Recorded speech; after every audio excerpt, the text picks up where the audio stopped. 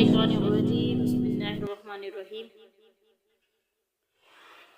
आज हम हदीस का लेक्चर नंबर 25 में हदीस नंबर 62, 63 और 64 और 5 पढ़ेंगे इंशाअल्लाह। चलिए सबक का आगाज़ करते हैं। सबसे पहले है हसद से बचो।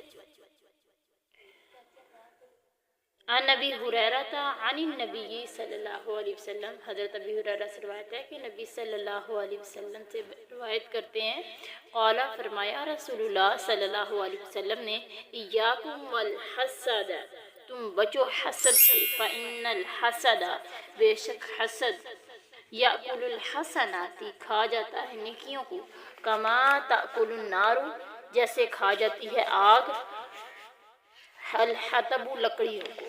अल्लाहु अकबर कबीरा। हज़रत अबी हुरैरा कहते हैं कि नबी सल्लल्लाहु अलैहि वसल्लम ने फरमाया, तुम हसद से बचो।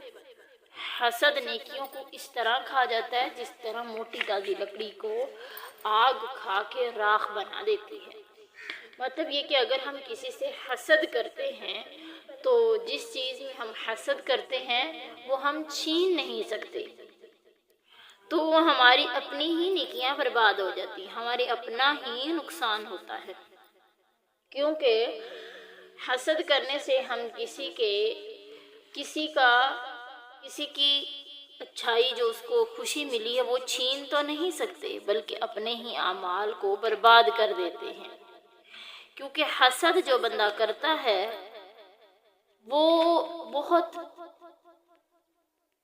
ज़्यादा गुनाहों के अंदर मुब्तला हो जाता है। किस तरह कि अल्लाह ताला फरमाते हैं, वमिन शर्रि हासिदिन इज़ा हसद, हसद करने वालों की शर से भी जब वो हसद करे पनाह तलब करो।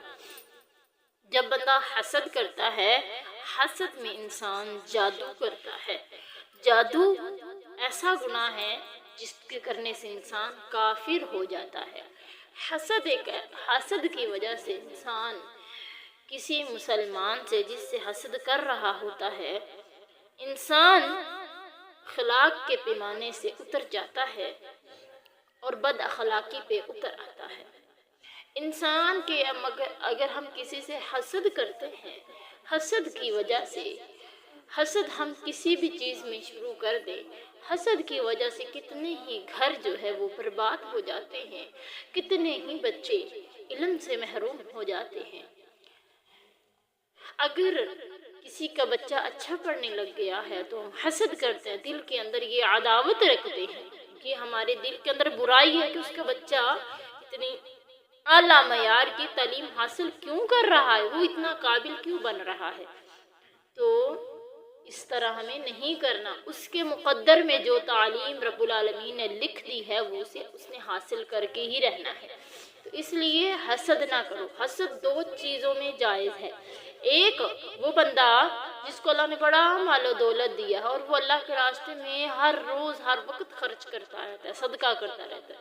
दूसरा बंदा कहे कि अल्लाह मुझे भी इतना दे दे, यानी ये रश्क करना है अल्लाह कि काश कि मेरे पास भी इतना माल हो तो मैं भी खर्च करूँ अल्लाह के रास्ते में जैसे ये खर्च करा। दूसरा बंदा कि जो बंदा जिसके पास इल्म है और अपने इल्म की वजह से लोगों के अंदर फैसले करता है और अपना इल्म लोगों तक फैलाता है।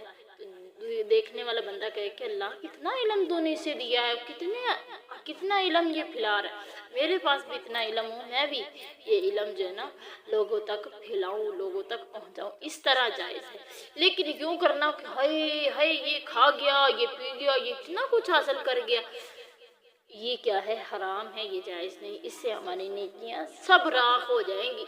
इतनी मुश्किल से हम नेकियां छोटी मोटी कमाते हैं, अगर उसमें भी हमने हसद कर लिया तो वो भी सारी तबाह बर्बाद हो जाएंगी। आखिरत में अल्लाह को क्या मुँह दिखाएंगे हम। अल्लाह हमें अमल की तौफीक दे, हसद से बचने वाला बनाए। आगे है मुस्लिम भाई के ऐब जोई और इज़ार आसानी की सज़ा। कि अगर किसी की ऐब जोई हम करते हैं, किसी की ऐब तलाश करते हैं तो उसे हमें क्या सज़ा मिलेगी, बड़ी गौर करने वाली बात है। आज हम गली मोहल्ले में खड़ी हो कि कहते फलां की جو ہے نا، اور فلاں کی بیٹی شادی پہ راضی نہیں تھی، وہ کیوں راضی نہیں تھی، اس نے ایسا کیوں کیا، یہ واہ کہ بھئی وہ فلاں بہو ساس بہو بڑی لڑائی کرتی ہیں، کیوں لڑائی کرتی ہیں، ان کے آپس میں نہیں بنتی، فلاں کی بہو کسی کے ساتھ خراب ہے، یہ وہ اس طرح کی باتیں جب ہم کرتی ہیں گلی محلے میں کھڑی ہو کے لوگوں سے پوچھتے ہیں تو یہ حدیث جان لیجیے کتنی سخت وعید ہے اس بندے کے بارے میں۔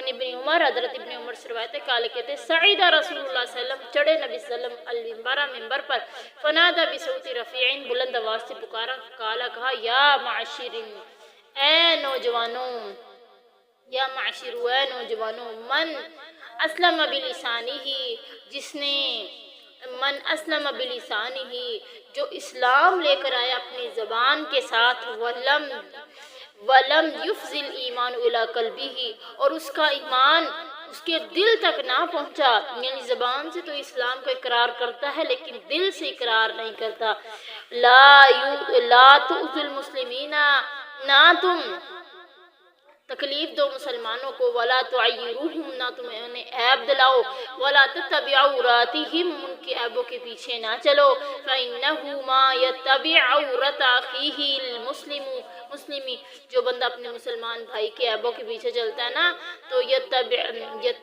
اللہ عورتہ، اللہ اس کے عیبوں کے پیچھے لگتا ہے، یفضح، اور اللہ اسے رسوا کرتا ہے، ولو فی جوف رحلہ، چاہے وہ اپنے گھر کے کسی کونے میں ہی کیوں نہ بیٹھا ہو۔ اللہ اکبر کبیرہ۔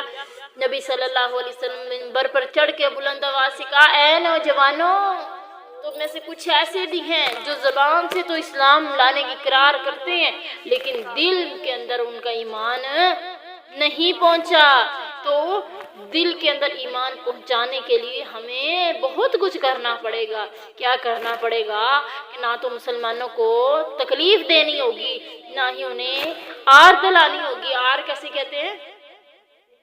کسی کو کہنا کہ ہاں تو ایسا ہے، تو ایسا ہے، اسے تانے دینے، ٹھیک ہے، تانے دینے، تانے بھی نہ دو، نہ ان کی عیبوں کے پیچھے چلو کہ تم ان کے عیب تلاش کر کے اور انہیں تانے دینے